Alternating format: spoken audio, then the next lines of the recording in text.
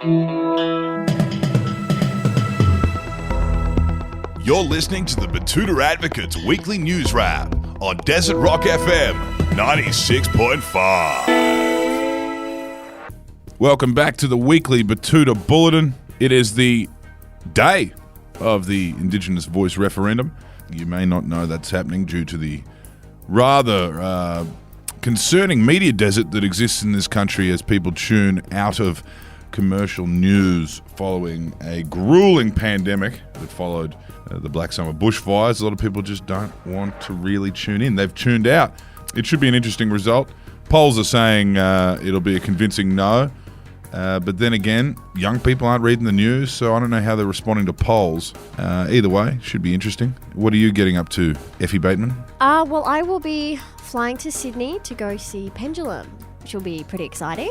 Nice. Let's just play a little bit of Pendulum.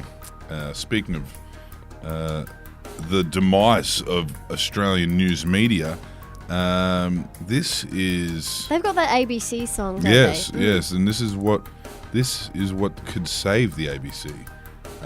If they changed their theme song to something a little bit more like this, I think we'd have the youth tuning in. You'd certainly have Effie Bateman, the lifestyle editor. Here we go. I'm holding my phone to the microphone, so that's why it doesn't sound that good. Wait up. Wait for the drop.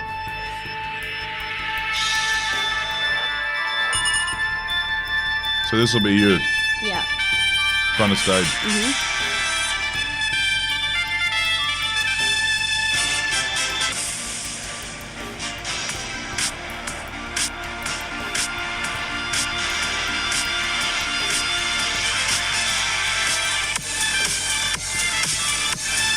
Nice. This is how you get the millennials to listen to the news.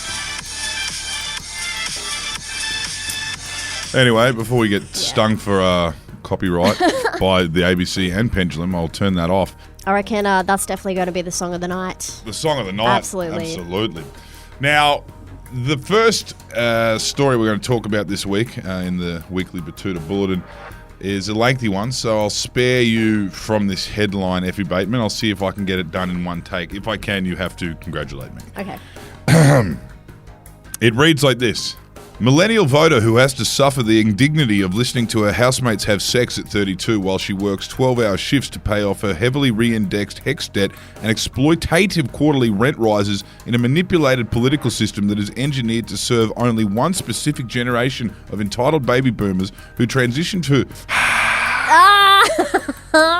Damn it. No, damn it. Who transitioned from anti-war hippies to conservative wealth hoarders after they bought multiple houses with single incomes on top of also being able to afford overseas holidays, Australian-made cars, and the luxury of starting their own families, while repeatedly voting out any government that tried to tax them fairly or take even the slightest action against climate change, is surprisingly not that worried about an Indigenous advisory body that may benefit the lives of people who have suffered the most from this regime. The Liberal Party Don't Know, Vote No campaign, which is aimed at confusing and frustrating older voters who haven't been able to educate themselves on the upcoming referendum through Talkback Radio or Sky News, does not appear to be working on young people. One of these younger voters, Bella Houseplant, is going to vote yes to an Indigenous voice for no reason other than the fact that it's an opportunity for her to reclaim power from the conservative political class that have robbed her from any form of social or financial mobility. Why shouldn't I vote yes? She asks. It's not like an Indigenous advisory body is going to cost me as much as Scott Morrison's decision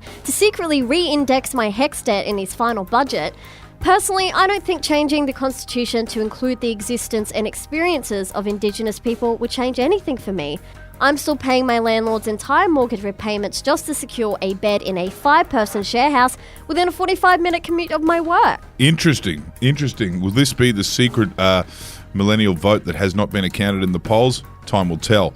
Up next, entertainment news, and a new Netflix doco tells the story of a 48-year-old Englishman unable to convey emotion with his face. Nearly 1 billion viewers have tuned in to watch a new Netflix documentary that tells the story of an attractive Cockney lad from London's East End who was good at what the English call football, and then went on to marry an equally, if not more attractive, woman who was good at singing. Yes, the number one Netflix documentary sheds light on the lives of these mega famous British sporting and cultural figures, providing insights into their careers and relationship. However, the most emphasis is definitely placed on the man, whose hobbies include beekeeping, collecting Legos, and shopping for luxury items like designer watches.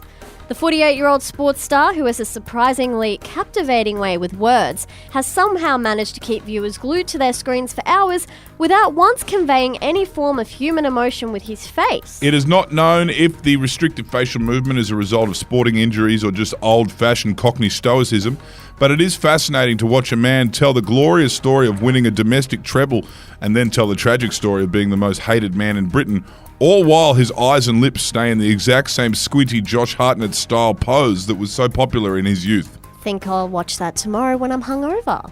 Do it. Next up, a Melbourne man in Sydney gets lost again because life is difficult when it's not presented to you in a perfectly symmetrical grid system. Yes, in an ironic twist of fate, a self-described cultured man from Melbourne that considers himself a bit above the rest has found himself hopelessly lost on a trip to the harbour city. Like many Melbourners, Isaac Foley, 28, is accustomed to the artificial man-made planned grid system of Melbourne streets. In fact, he takes pride in it for some reason. I've been to Europe dozens of times. I'm good at navigating new cities, I swear. The streets here, they're just too confusing. Why all the turns? Why so many hills? Once at Central Station, things went from bad to worse for Isaac. Leaving the busy train station, Isaac found that his brain simply could not connect the dots when the roads had a bend on them. Paralysed from what he can only describe as utter confusion, Isaac had no other choice but to text his friend that he was lost, in a huge blow to his world traveller and urban explorer image.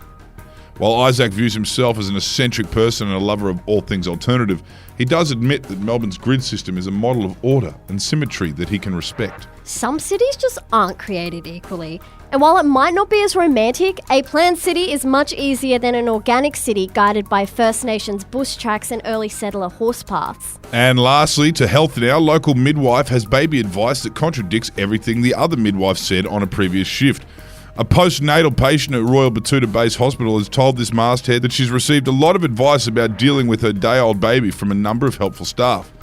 Each midwife that Carmen Frost has spoken to in the past few days has taken time to share their experiences and opinions with her, which is something that the first-time mum is very appreciative of. Carmen says that she's noticed that a lot of opinions and pieces of advice, however, do seem to contradict themselves. The midwife overnight last night said you shouldn't feed your baby when he sat upright because it might make him swallow more air. But then the midwife I just saw said I can feed him upright if I want to and there's nothing wrong with it. Or the one yesterday that said I should get out of bed and walk around more, but then another one said that if walking is still extremely painful, I should just rest up and not force myself. The doctor just shrugged and asked me if I wanted some more tramadol and that I should just get better as time goes on.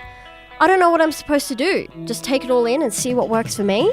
And that's it from Betoota's Weekly Bulletin this week. Go out and vote and enjoy your weekend. See you later.